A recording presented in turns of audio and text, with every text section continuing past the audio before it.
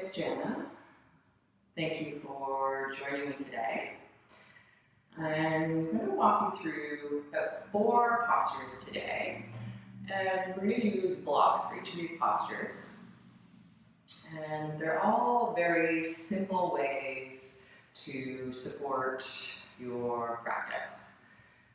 So they're all going to be passive variations of some postures that you will probably see regularly in a lot of our classes. And we're going to start out with child's pose.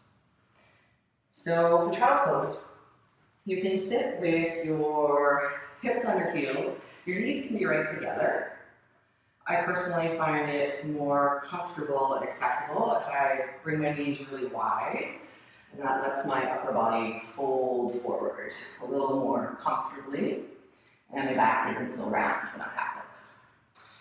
Now, I can rest my head on the floor like this, but some days you just like a little extra support, and you don't necessarily want to go as deeply into your postures for various reasons. And a block can be really useful in many ways. Today, I'm just going to use it to support my head so I don't have to reach quite as far to the floor. So not stretching my back quite as far or rounding my shoulders. And you can adjust the block in any position that works for you. This level works for me. You might find it works better for you on this setting, or maybe even the tall setting. So you can try each variation and see what suits you in the moment. Just remember, that can be different from day to day. So find your preferred position for today, and then adjust it so you can rest your forehead on the edge of the block. So bridge your nose is over the edge, and then adjust your arms so that they can relax. Shoulders can soften, let the hips be heavy, and settle in. And just enjoy this supported, softer version of child's pose.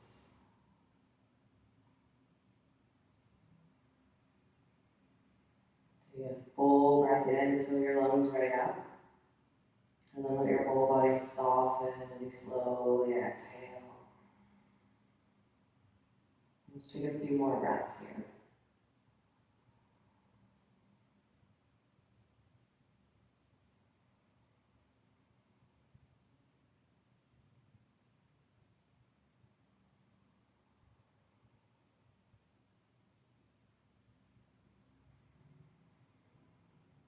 And when you're ready to make your way out of this posture, you can just use your hands to press yourself up.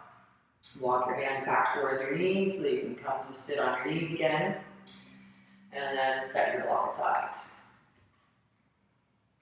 So today, from here, we're going to make our way into a supported bridge pose.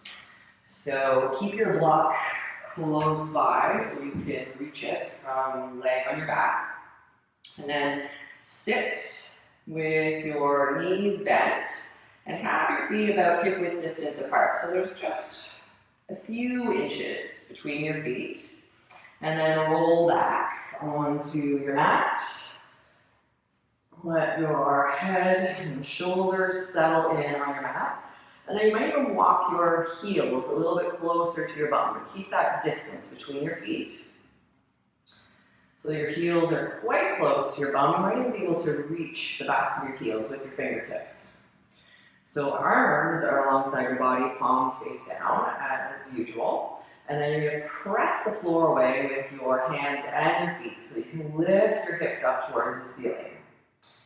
Today, we're going to reach for our block and tuck it underneath your sacrum, that flat bone at the bottom of your back. And you can have it on any setting. You could have it on this setting, or you can have it on this setting, maybe even the tallest setting if that works for you. We're going to start with this one and see how that feels. And you can shift it around a bit to find the right spot. For me, I notice if I'm too far forward on the block, It almost feels like my pelvis is tilting forward. So I like to shimmy down a little bit more so that it feels like my pelvis is in a more neutral position and it's not sagging in one direction or the other. So that feels good there. And then you can just let your hips be heavy on the block.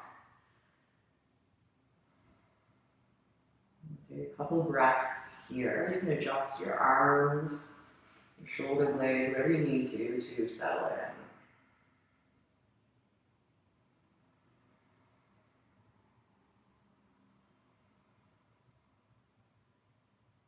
And I'm just going to try it on another setting as well, just to demonstrate how subtle the differences can be, but you can really feel the difference in your body.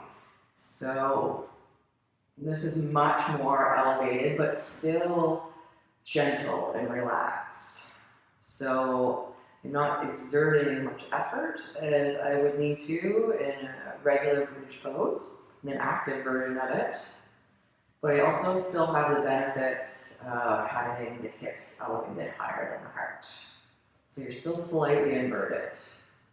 Let's just take a few more breaths like this. Nice long, deep inhale.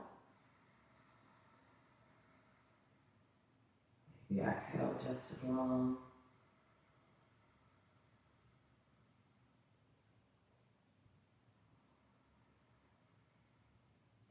See if you can let your hips settle even more on your exhales.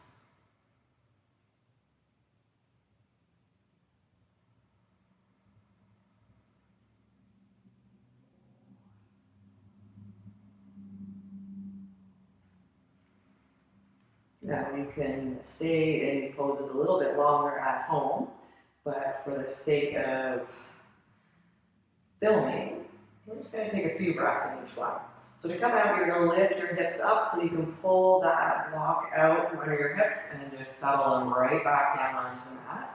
And then just let your spine rest in neutral here for a moment.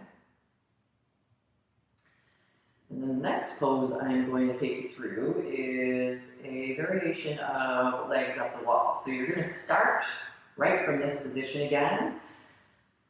Feet close to the buttocks, about hip width distance apart. Arms alongside the body. You can use your hands and feet to press the floor away again and lift your hips up. Reach for your block. You're probably going to want to use it on your lowest setting for this. And you're going to slide it under the sacrum again. Now for this one, you might want it a little bit further forward because we're not going to be keeping our feet on the ground. So you want that support.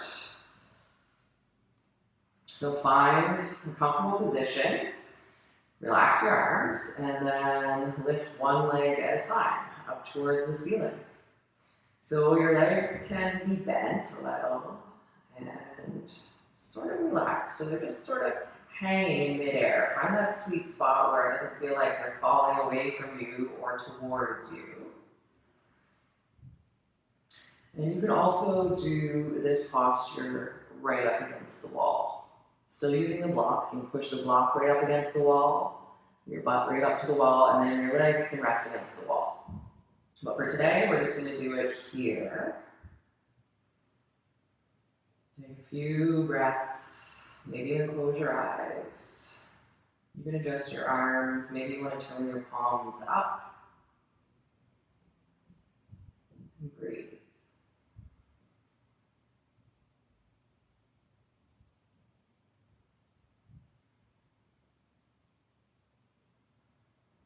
Let's take one more breath here.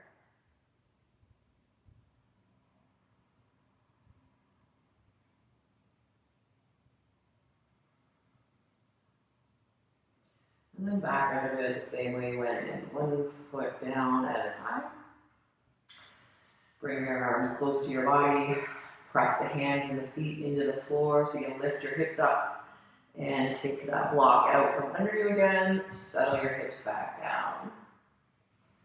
And take another moment to just rest with a neutral spine.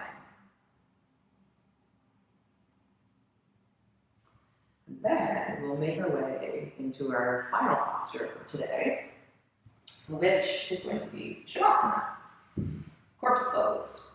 We're going to use 2 blocks today. So sitting on your mat, stretch your heels out towards the corners of your mat in a relatively comfortable distance apart. And then bend your knees and tuck 1 block under each knee, probably on the lowest setting again this time.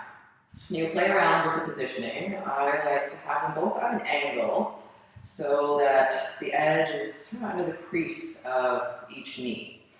And it might even feel good to let your knees fall out to the side a bit more, so you're not having your toes pointed up to the ceiling, your feet can fall out to the sides. And then set it up as best as you can. You'll probably have to adjust it again once you're down on your back. So go ahead and lay back.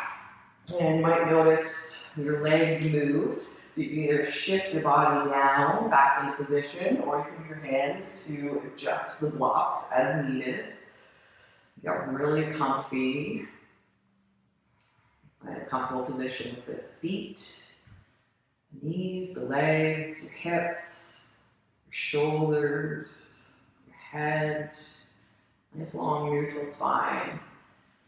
Relax your arms, your palms face up. They could be close to your body or a little bit further away. Whatever is the most relaxing for you, requires the least effort. And breathe. Fill your lungs up. And slowly empty them as you let your body soften to the floor. Maybe you notice the extra support under your knees, or maybe it's so unobtrusive that you don't even notice it at all. You just rest.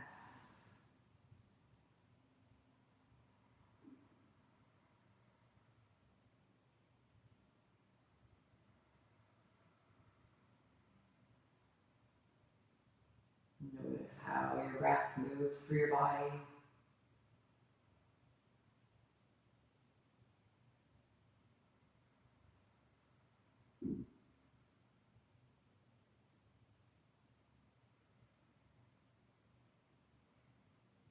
And then if you like, you can stay here a little bit longer.